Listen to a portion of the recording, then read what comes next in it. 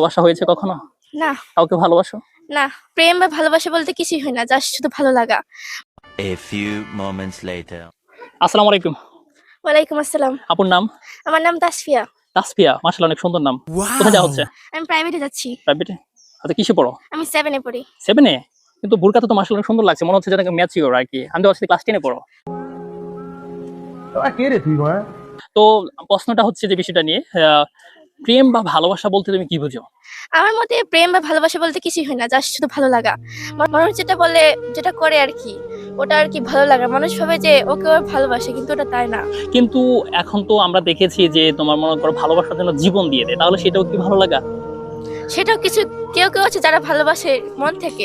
আবার কেউ আছে যারা শুধু মানে ভালো লাগা থেকে ভাবে যে ওরা ভালোবাসে তাকে।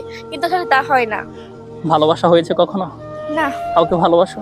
না, কাউকে না? জি না, এটা 2025 সাল, এখনো কাউকে ভালোবাসো না? না। সুপ্রিয় দর্শক, খেয়াল করেছেন এত সুন্দর এবং অনেস্ট একটা মেয়ে দেখতে পাচ্ছেন, তার শালীনতাটা দেখেন, সেই সাথে হচ্ছে সে এখনো কোনো মানে ভালোবাসা নেই। কারণ হচ্ছে তোমার কাছে বিয়ের আগে কোনো প্রেম প্রীতি বা ভালোবাসা বলতে কিছু নাই। না, কারণ হচ্ছে তুমি মানে বিয়েকে প্রাধান্য দিচ্ছ। হ্যাঁ। তো তোমার মতে যে কোন বিয়েটা উত্তম, অ্যারেঞ্জ ম্যারেজ নাকি লাভ ম্যারেজ? আমার মতে অ্যারেঞ্জ ম্যারেজ উত্তম। মানে পারিবারিক ভাবে বিয়েটাই তোমার মতে উত্তম?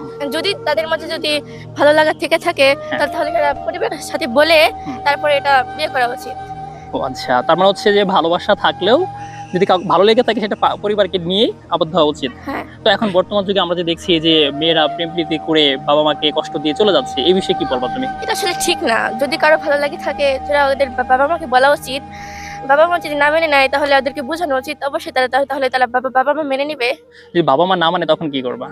তখন ওকে ত্যাগ করে দেওয়া উচিত, কাকে? যাকে ও ভালোবাসে। মানে ভালোবাসাকে ত্যাগ করে দেওয়া উচিত হ্যাঁ, পরিবারের জন্য? হ্যাঁ। তুমি কি তাই পরিবার করবে? আসলে বড়। ভালোবাসা, যাকে অন্য একটা মানুষকে আপনি ভালোবাসেন, ও তো আসলে বড় না। আপনার পরিবারই আসলে বড়, কারণ আপনার পরিবার আপনাকে মানুষ করেছে ছোট থেকে। মাশাআল্লাহ, খুব সুন্দর কথা বলেছেন। ধন্যবাদ আপনাকে আপনার মতামত প্রকাশ করার জন্য। ধন্যবাদ আপনাকে। আসসালামু আলাইকুম। ওয়ালাইকুম আসসালাম।